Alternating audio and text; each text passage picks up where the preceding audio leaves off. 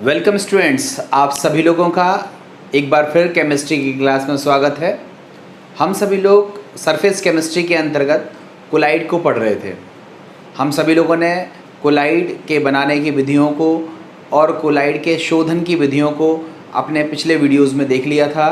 जिन भी बच्चों ने वो पिछले वीडियोस नहीं देखे हैं उन सभी से रिक्वेस्ट है कि वो मेरे चैनल की प्लेलिस्ट में जाकर के सरफेस केमिस्ट्री को सर्च करें और उसमें मैंने 17 वीडियोस इसके अपलोड कर दिए हैं। आप उन वीडियोस को क्रम से देख लें, एक भी ऐसा लाइन नहीं है जो आपको कवर ना किया हो और जो आपको समझ में ना आए। तो जो भी बच्चे आज मुझे पहली बार देख रहे हैं वो मेरे इंस्ट्रक्शंस को फॉलो करें और उसके अलावा आप मेरे इससे पिछले वीडियोस भी देख सकते हैं। मैंने इससे पहले मेटलर्जी या धातु निष्कर्षण के वीडियोस अपलोड किए हैं। लगभग 22-23 वीडियोस में मैंने पूरा चैप्टर वो कवर किया है और हेलो एल्केन और हेलो एरीन्स को भी मैंने कवर किया हुआ है। तो ये 12th क्लास के इम्पोर्टेंट टॉपिक्स हैं। आप सभी लोग में से जो भी बच्चे ने वो नहीं पढ़े हों वो क्रम से प्लेलिस्ट में जाकर के वीडियो को सर्च करें और उनको पढ़ना स्टार्ट कर दें। मैं आज जो टॉपिक स्टार्ट करने वाला हूँ बहुत इम्पोर्टेंट टॉपिक है और बहुत ही ज़रूरी टॉपिक है। उस टॉपिक में हम लोग बात करेंगे कि जो कोलाइडी विलयन होते हैं उनके जो गुण हैं उनके बारे में आज हम बात करने वाले हैं। तो देखो, हमारा जो टॉपिक है उसका नाम है कोलाइडी विलयनों के अभिलाक्षणिक गुण, characteristic properties of colloidal solution. तो कोलाइडी विलयन के कौन कौन से गुण होते हैं, इन गुणों को हम सभी लोगों ने 5 भागों में क्लासिफाई कर दिया। मतलब जितने भी प्रकार के गुण हैं उनको हमने 5 भागों में बांट दिया। वो 5 भाग कौन से हैं? सबसे पहला भाग होता है भौतिक गुण, जिसको हम बोलते हैं फिजिकल प्रॉपर्टीज़। दूसरे गुण का नाम होता है अणुसंख्यक गुण, जिसको बोलते हैं कोलिगेटिव प्रॉपर्टीज़। तीसरा होता है प्रकाशिक गुण, जिसको हम बोलते हैं ऑप्टिकल प्रॉपर्टीज़। चौथा होता है गतिज गुण, जिसको हम बोलते हैं काइनेटिक प्रॉपर्टीज़। और आखिरी है जिसको हम बोलते हैं विद्युत गुण या जिसको बोलते हैं इलेक्ट्रिकल प्रॉपर्टीज़। देखो, आपसे पेपर में क्वेश्चन किस तरह आता है, आपसे पूछा जाता है कि कोलाइडों के विद्युत गुण को स्पष्ट कीजिए, या आपसे पूछा जाता है कोलाइडों के प्रकाशिक गुण को स्पष्ट कीजिए। या तो इस तरह से क्वेश्चन आ जाता है, या फिर आपसे पूछा जाता है भौतिक गुण। तो देखो, जितने भी लिखे हैं वो हम समझा रहे हैं अभी, ठीक है। अल्पसंख्यक गुण के बारे में भी मैं इस वीडियो में कवर कर रहा हूँ। जो वीडियोस आने वाले वीडियोस हैं मैं उनके बारे में बता रहा हूँ। जब मैं जैसे प्रकाशिक गुण बताऊँगा तो मैं लाइट का या प्रकाश का कोलाइडी विलयनों पर क्या प्रभाव पड़ता है इसको डिस्कस करूँगा। और इसको डिस्कस सबसे पहले जिसने किया था उसका नाम था टिंडल, और उन्होंने इस डिस्कशन के बाद जो निष्कर्ष निकाला उसको उन्होंने एक इफ़ेक्ट नाम दिया जिसको बोलते हैं टिंडल इफ़ेक्ट या जिसको बोलते हैं टिंडल प्रभाव। तो ये मोस्ट इम्पॉर्टेंट क्वेश्चन है, बहुत पूछा जाता है, बोर्ड का बहुत फेमस क्वेश्चन है कि टिंडल प्रभाव से आप क्या समझते हो, या फिर कोलाइडी विलयनों के प्रकाशिक गुण को स्पष्ट कीजिए। इसी तरह से हम आगे चल कर के गतिज गुण पढ़ेंगे।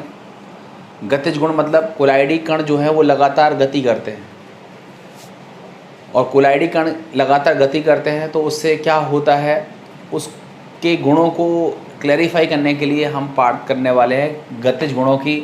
और उसके अंतर्गत हम लोग पढ़ेंगे ब्राउनी गति को, या जिसको बोलते हैं ब्राउनियन मोशन। ये भी मोस्ट इम्पॉर्टेंट क्वेश्चन है, बहुत बोर्ड में पूछा जाता है कि कोलाइडों की ब्राउनियन गति पर शॉर्ट नोट लिखो या ब्राउनियन गति को समझाओ। ये सेकंड मोस्ट इम्पॉर्टेंट क्वेश्चन है। उसके बाद आपसे तीसरा क्वेश्चन पूछा जा सकता है कि कोलाइडों के विद्युत गुण को स्पष्ट करो, या क्वेश्चन पूछा जाता है कोलाइडी कणों पर आवेश पाया जाता है, इसे किस प्रयोग द्वारा स्पष्ट करते हैं, उसे स्पष्ट करो। या फिर सीधा सीधा पूछ लेता है कि वैद्युत कण संचलन से आप क्या समझते हो, इस पर शॉर्ट नोट लिखो। तो ये बहुत इंपॉर्टेंट क्वेश्चन है। 3 जो मैंने टिक लगे हैं, इन 3 के मैं वीडियोस अलग अलग बनाऊंगा। टिंडल इफेक्ट, ब्राउनियन मोशन और इलेक्ट्रोफोरेसिस जिसको बोलते हैं वैद्युत कण संचलन, ये तीनों मोस्ट इम्पॉर्टेंट हैं। मैं इस वीडियो में इन तीनों को कवर नहीं करूँगा। मैं जिन प्रॉपर्टीज़ की बात करूँगा, आज मैं 2 प्रॉपर्टीज़ के बारे में बात करूँगा। सबसे पहला है कोलाइडों के भौतिक गुण, physical properties of colloidal solution. देखो, कोलाइडों के जो भौतिक गुण होते हैं इनमें से मोस्टली गुणों के बारे में आपको ऑलरेडी पता है, केवल आपको अरेंज भर करना है। जैसे सबसे पहले हम बात करते हैं आकार, या जिसको हम बोलते हैं साइज़, ठीक है। जो इसका जो आकार होता है, आप सभी को पता है कि कोलाइडी कणों का जो आकार है वो 1 नैनोमीटर से बड़ा होता है और 1000 नैनोमीटर के बीच में होता है। तो हमारा पहला पॉइंट क्या हो गया कि कोलाइडी कणों का आकार 1 नैनोमीटर से 1000 नैनोमीटर के बीच में होता है। भौतिक गुण है। दूसरा है कलर। देखो, कलर के बारे में आप याद रखिए कि जो कोलाइडल सॉल्यूशन होते हैं, जो कोलाइडी विलयन होते हैं, वो कैसे होते हैं? रंगीन होते हैं, कलरफुल होते हैं। ठीक है, सामान्य तौर पर ऐसा नहीं कह रहा हूँ कि हमेशा ही कलरफुल होंगे। ये जनरली रंगीन प्रकृति के होते हैं और इनमें 4-5 तरह के कलर होते हैं।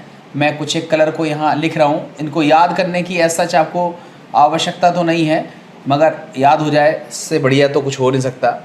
सबसे पहला कलर है जिसको हम बोलते हैं ऑरेंज येलो। ऑरेंज येलो इसको बोलते हैं। नारंगी पीला कलर। नारंगी पीला कलर कब देखने के लिए मिलता है? जब कोलाइडल कणों का जो आकार है वो 6 × 10⁻⁵ मिलीमीटर, मैं मिलीमीटर में लिखा हूँ, नैनोमीटर में आप बदल दीजिएगा। तो अगर हमारे कोलाइडल कणों का आकार 6 × 10⁻⁵ नैनोमीटर होता है या उसके आसपास होता है, तो उसका कलर जनरली क्या देखने के लिए मिलता है? नारंगी पीला। अब अगर हम दूसरे कलर की बात करें तो दूसरा कलर होता है ऑरेंज रेड।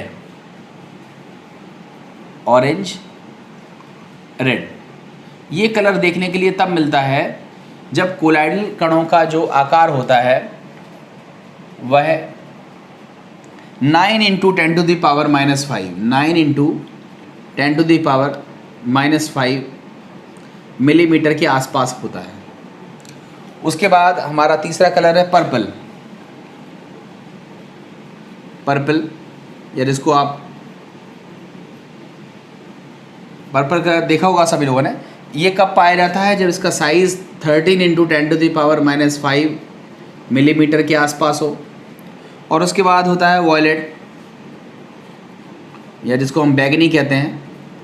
ये देखने के लिए मिलता है जब आकार कितना हो? 15 × 10⁻⁵ मिलीमीटर। ठीक है, तो देखो हमारा पॉइंट है कोलाइडी विलयनों के भौतिक गुण। हम सबसे पहले लिखेंगे नंबर 1 हेडिंग है आकार। उसमें लिखेंगे कोलाइडी कणों का आकार 1 नैनोमीटर से 1000 नैनोमीटर के बीच में होता है। नंबर 2 हेडिंग लिखेंगे रंग। उसमें लिखेंगे कोलाइडी विलयन सामान्य तौर पर कलरफुल होते हैं, रंगीन होते हैं और इनके जो रंग होते हैं वो कोलाइडी कणों के आकार पर निर्भर करते हैं। जैसे जब कोलाइडी कणों का आकार 5 × 6 × 10⁻⁵ नैनोमीटर मिलीमीटर होता है तो उसका आकार ऑरेंज येलो होता है। यही आकार अगर बढ़कर 9 × 10⁻⁵ हो जाए तो कलर ऑरेंज रेड हो जाता है। अगर और बढ़कर के 13 × 10⁻⁵ मिलीमीटर हो जाए तो कलर पर्पल हो जाता है और 15 × 10⁻⁵ मिलीमीटर हो जाए तो कलर वॉयलेट हो जाता है।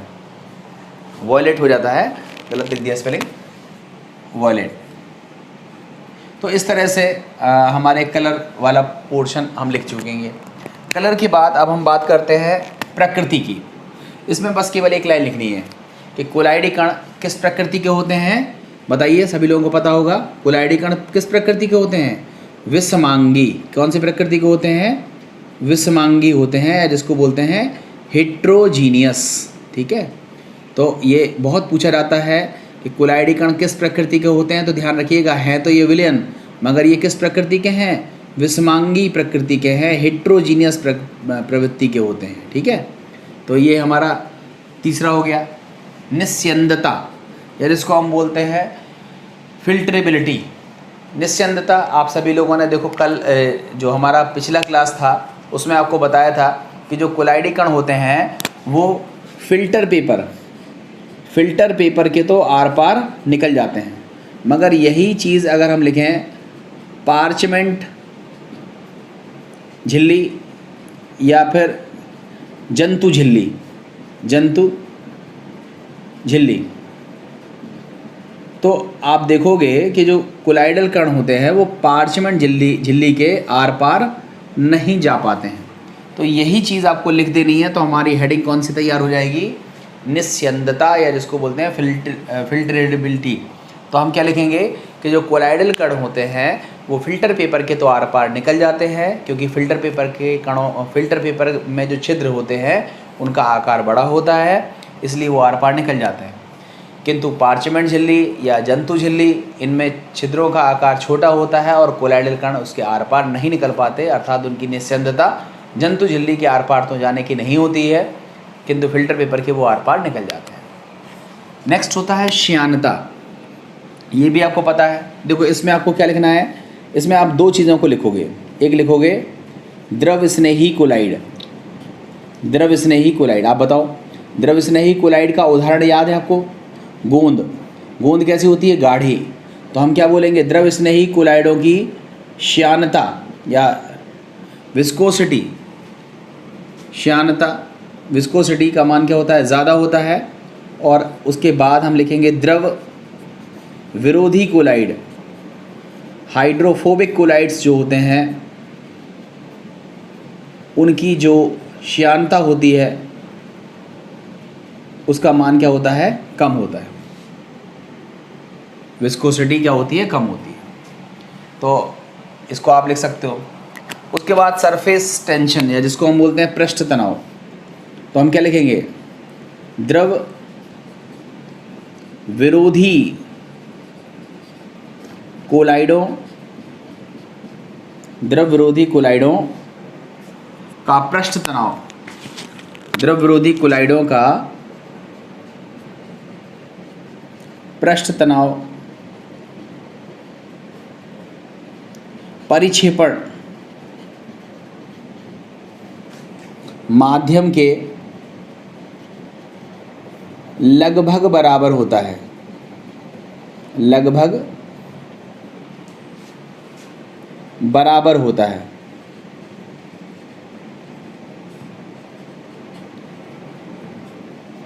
और द्रव स्नेही कोलाइडों, द्रव स्नेही कोलाइडों का जो पृष्ठ तनाव होता है, द्रव स्नेही कोलाइडों का जो पृष्ठ तनाव है, द्रव स्नेही कोलाइडों का पृष्ठ तनाव परिक्षेपण माध्यम की तुलना में कम होता है। कम होता है। देखो ये आपको बता चुका हूँ मैं। कैसे? आप इसको ऐसे समझ लो, जैसे हमारे पास ये जल है, इस जल का सरफेस टेंशन, पृष्ठ तनाव मान लो 10 है। तो जब हम इसमें कोई पदार्थ को घोलेंगे तो सरफेस टेंशन का जो वैल्यू है वो घट जाता है। मैं याद करने के पॉइंट ऑफ व्यू से बता रहा हूँ कि हमारे पास कोई एक विलायक है, उस विलायक का कुछ ना कुछ पृष्ठ तनाव होगा। अब कितना होगा, मात्रक क्या है, मैं पृष्ठ तनाव नहीं पढ़ा रहा हूँ, मैं केवल आपको बता रहा हूँ कि हमारे पास कोई विलायक है, उसका कोई ना कोई पृष्ठ तनाव ज़रूर होगा। अगर उस विलायक में हम कोई विलेय मिला देते हैं तो उसके पृष्ठ तनाव में क्या हो जाती है? कमी हो जाती है। तो आप बताओ, द्रव स्नेही कोलाइड अगर हम लें तो ज़्यादा पदार्थ उसमें घुल जाएगा। क्यों? क्योंकि द्रव स्नेही कोलाइड में हमने क्या पढ़ा है कि परिशुद्ध प्रावस्था और परिक्षेपण माध्यम, इनके बीच में क्या लगता है? आकर्षण बल ज़्यादा लगता है, इसलिए ज़्यादा चीज़ उसमें घुल जाएगी। जैसे अगर आप कुछ चीज़ फेवरेट खाते हो तो आप ज़्यादा चीज़ खा लेते हो क्योंकि वो आपकी फेवरेट है, ज़्यादा खा लेते हो। सेम चीज़ द्रव स्नेही कोलाइड में परिशुद्ध प्रावस्था और परिक्षेपण माध्यम के बीच आकर्षण बल लगता है तो वो ज़्यादा घुल जाता है। जब ज़्यादा घुलेगा तो पृष्ठ तनाव की वैल्यू क्या हो जाएगी? ज़्यादा घट जाएगी। तो देखो क्या लिखा है, द्रव स्नेही कोलाइडों का पृष्ठ तनाव परिक्षेपण माध्यम शुद्ध जल की तुलना में क्या हो जाता है? कम हो जाता है।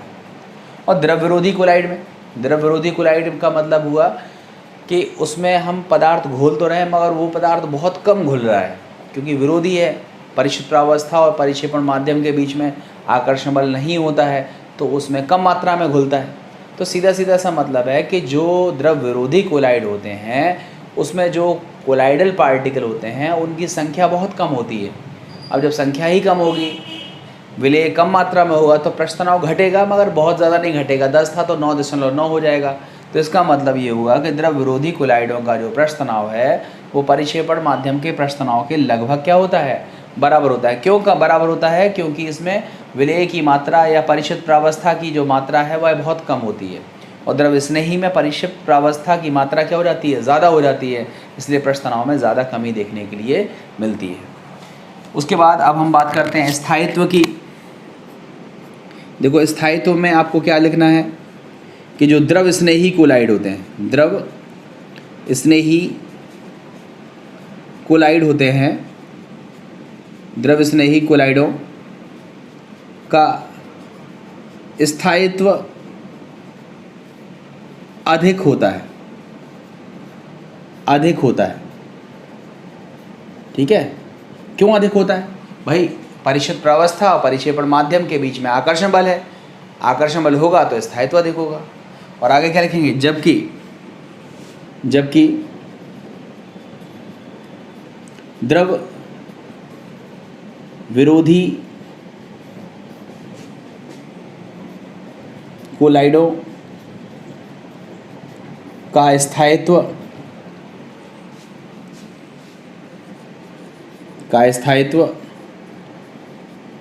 कम होता है।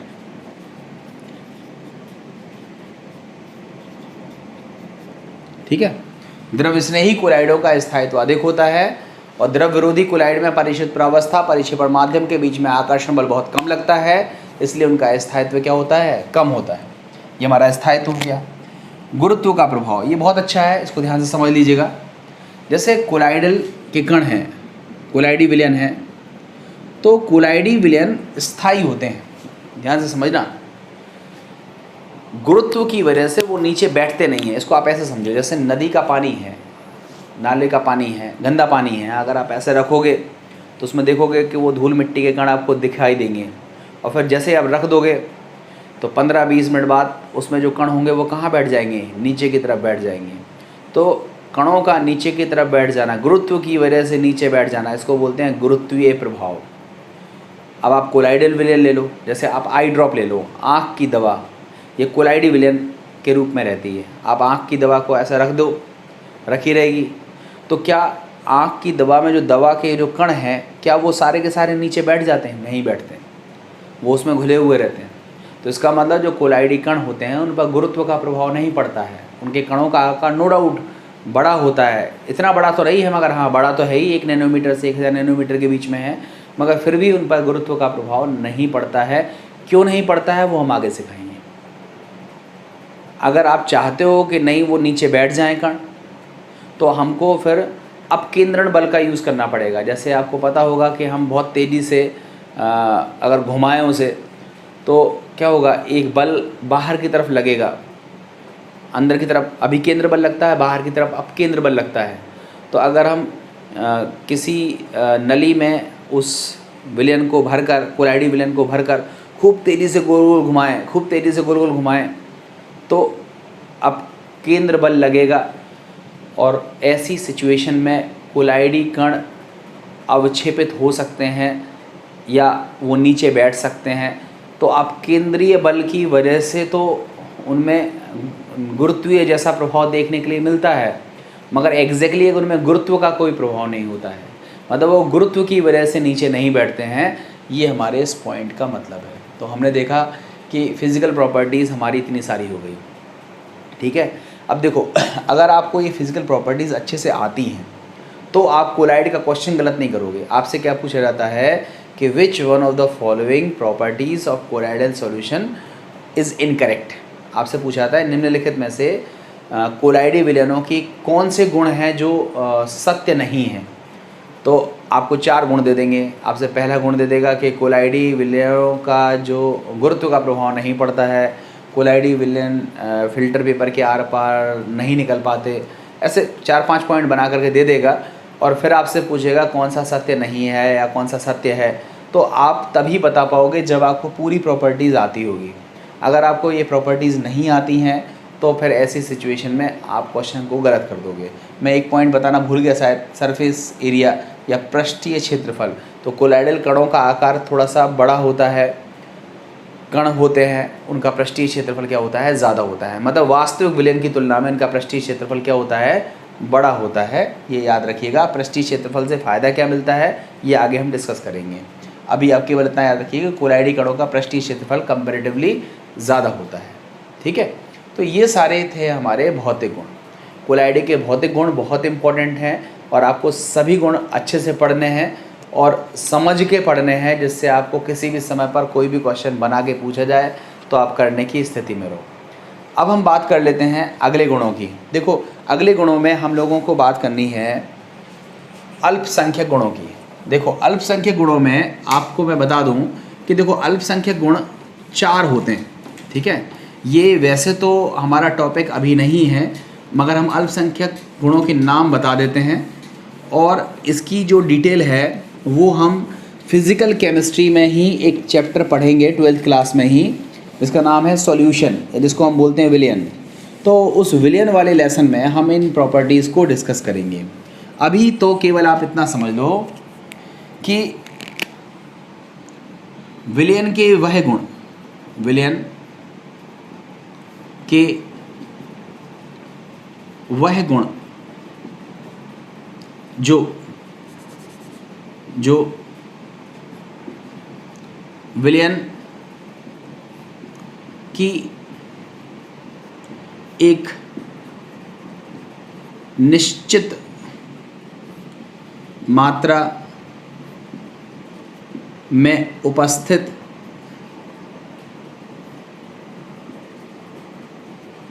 विलेय के कणों की संख्या अथवा विलेय के मूल प्रभाज पर निर्भर करते हैं अणुसंख्यक गुण, ब्रैकेट में कोलिगेटिव प्रॉपर्टीज कहलाते हैं। ठीक है, इसको थोड़ा ध्यान से समझिएगा। देखो, मैं आपको समझाता हूं अणुसंख्यक गुण क्या है। जैसे हमारे पास पानी है, शुद्ध जल है। आप सभी को पता है कि इस शुद्ध जल का जो हिमांक होता है वह 0 डिग्री सेल्सियस होता है। आपको ये भी पता है कि जो हमारे पास शुद्ध जल है उसका जो क्वथनांक होता है वो 100 डिग्री सेल्सियस होता है। ठीक है, ये भी पता है। अब हमने क्या काम किया, हमने शुद्ध जल लिया, उसमें नमक डाल दिया। नमक डालने से हम क्या देख रहे हैं कि उसका जो क्वथनांक था, जो बॉइलिंग पॉइंट था, वो 100 था, अब वो बढ़ के 103 हो गया। तो हमने क्या देखा, नमक डालने से उसके क्वथनांक में वृद्धि हो गई, उसके क्वथनांक में उन्नयन हो गया।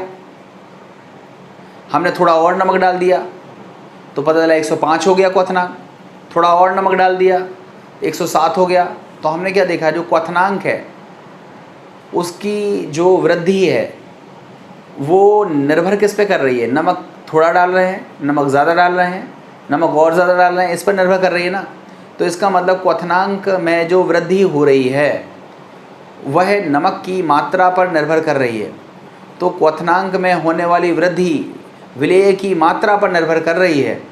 इसका मतलब ये हुआ कि वह गुण या किसी विलयन का वह गुण जो विलयन की निश्चित मात्रा में, ध्यान से समझना है। अगर हमारे पास 1 लीटर पानी है तो हम 1 लीटर का ही स्टडी कर रहे हैं। ऐसा नहीं है कि आप 1 लीटर एक यहाँ पे स्टडी करो, वहाँ पे 1 ड्रम की स्टडी कर लो, ऐसा नहीं कर रहा हूँ मैं।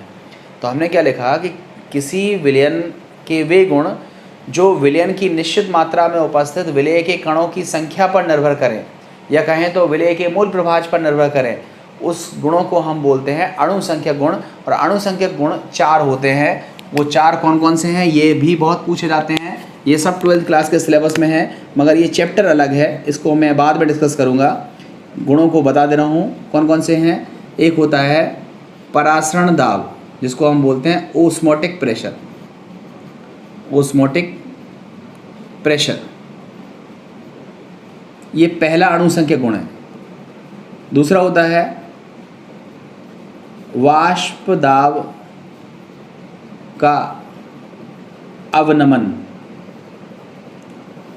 इसको हम बोलते हैं लोअरिंग ऑफ वेपर प्रेशर।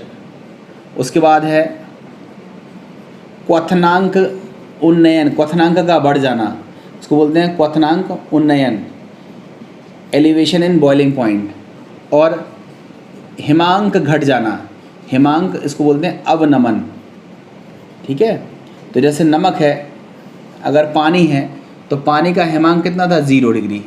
अगर हम इसमें नमक डाल दें, NaCl डाल दें, तो इसका हिमांक घट के -3 डिग्री सेल्सियस हो जा रहा है, मतलब हिमांक में कमी आ रही है, इसलिए इसको बोलते हैं हिमांक अवनमन।